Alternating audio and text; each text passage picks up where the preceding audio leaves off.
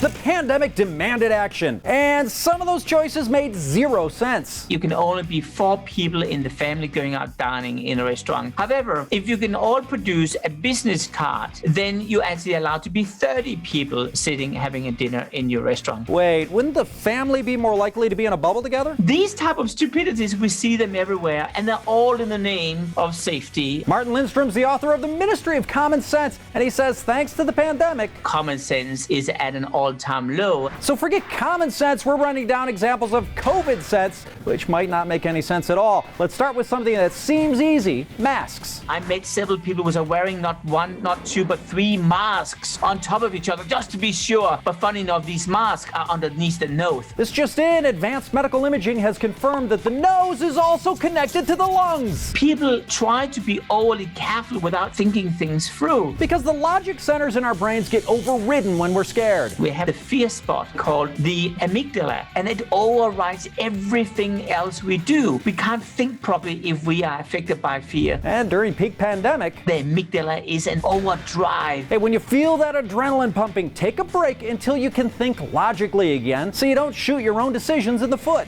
The next example of pandemic-induced nonsense, COVID questionnaires. I was jumping on a plane, and they now have a new type of entertainment system, which is called a contact tracing form. Go figure. Hey, it has a plot better than Doolittle, so what's the problem? The first question in that contact tracing form was, have you been in any close proximity with anyone you don't know over the last 12 hours? I don't know, by dint of being on a plane right now, I obviously was just in an airport with a mass of humanity from God knows where. This kind of blatant hedging is not uncommon. A research study called a safety clutter experiment to map down more than 10,000 rules made in Australia realized that 65% of all the rules were created not because of safety issues, but because the person implementing these rules would get a promotion. Keeping on verbiage to chase a promotion or cover your butt adds clutter that obscures your meaning. Instead, streamline your communication for clarity.